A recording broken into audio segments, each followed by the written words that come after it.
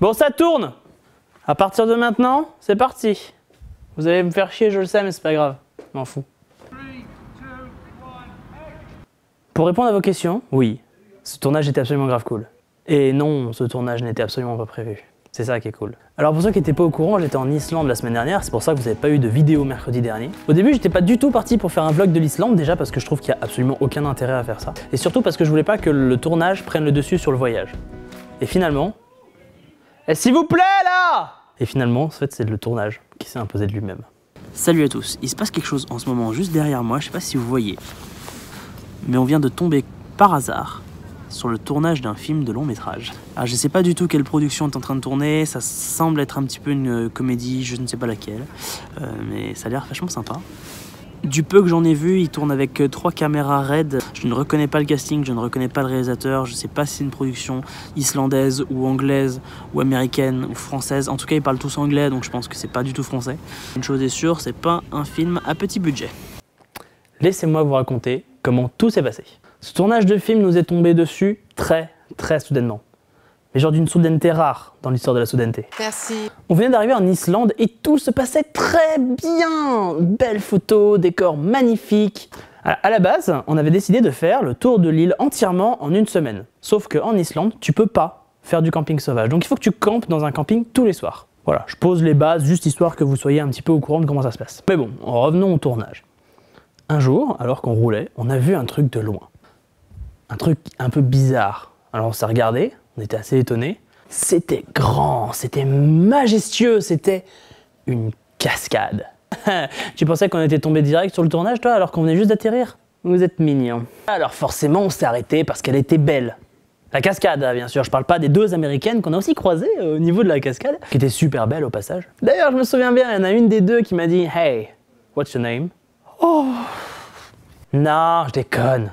Elle était pas mon genre. Plus tard, alors qu'on roulait, on a trouvé un camping très au nord du pays et on s'est mis à dormir. Sauf qu'il faut savoir qu'en Islande, plus tu passes une certaine frontière du sud vers le nord, plus les températures qui passent une certaine frontière du positif vers le négatif. Du coup, on s'est retrouvé à dormir dans un Dacia Docker, non isolé, sans chauffage, dans moins 15 degrés. Oh, mais on était fous en fait. Et attention, tenez-vous bien, parce que c'est là, à 2 h du matin, précisément, que la personne avec qui je voyageais a failli tomber en hypothermie. Et non, c'était toujours pas le tournage. Patience, ça vient juste après. Mais oh, priorité au direct là. Le mec est en train de mourir sous mes yeux avec 3 couches de pull, 2 duvets et même des chaussettes en laine. Comment tu peux faire? T'es au milieu de nulle part, dans un camping moisi. Comment tu peux faire pour le chauffer? Le réchauffer. Et bien évidemment, en allumant le contact, bien sûr, il fallait rouler de toute façon. Et du coup, c'est ce qu'on a fait sur 4 km. Et au bout des 4 km, c'est là que...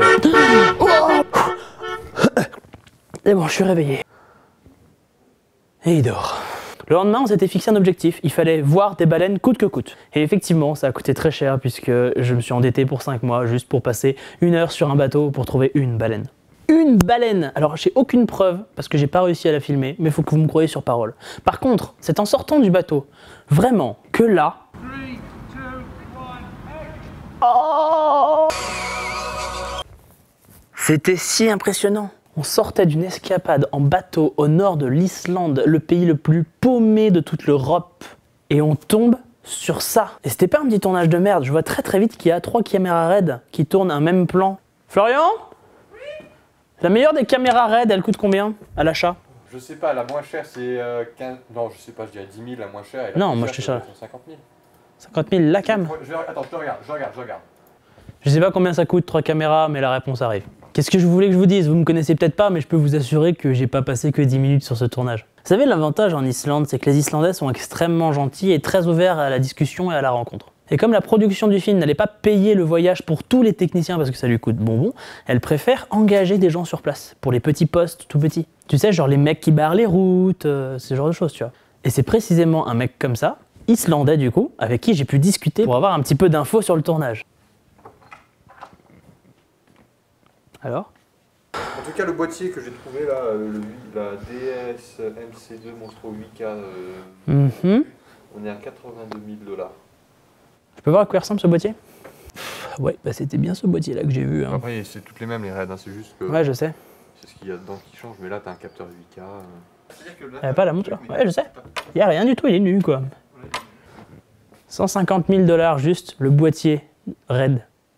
Je vous présente Eurovision, le prochain film Netflix qu'on a vu du coup en tournage en Islande. C'est en discutant un petit peu avec le régisseur plateau que j'ai appris que c'était le prochain film Netflix. Et ce qui est génial aussi, c'est que le mec m'a pitché le film et m'a expliqué à quel moment la séquence que je voyais se tourner était dans le scénario. Et donc du coup, c'est super sympa de voir le scénario prendre vie sous tes yeux en fait. Et je peux pas vous dire exactement ce qu'il arrive au personnage à ce moment-là parce que ce serait vous spoiler le film, vraiment. J'avais quand même l'opportunité de vous filmer une action d'un vrai plan, d'un vrai film, comme vous pouvez le voir sur ces images. 2, 1, action!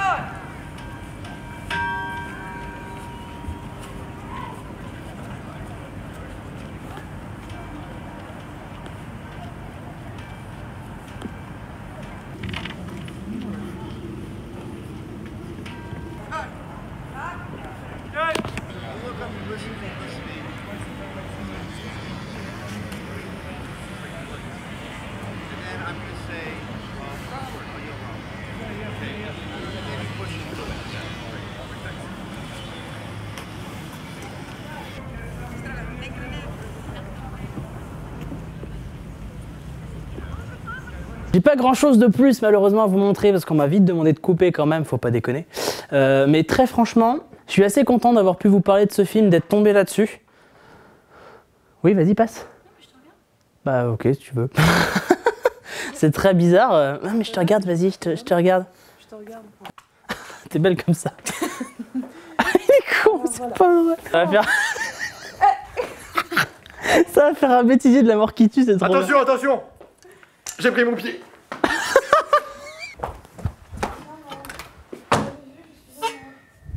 Vite, va fermer. Oh, le bêtisier de cette vidéo va être fulgurant. Magie, me revoilà par ici. On les Il n'y a pas eu dégage. de cut au montage. J'ai des collègues de boulot, ils sont marrants, mais des fois ils sont un peu chiants. Il est mignon, mais un petit peu con. Je crois qu'il vaut mieux pas que vous voyez ça. Je promets pas que le film va être bien, je pense pas, je sais pas. Je sais pas s'il va être bien en vrai. Tout ce que je peux vous dire, c'est que j'étais sur ce tournage et au moment où le personnage principal monte dans un clocher, et bah je l'ai vu en vrai.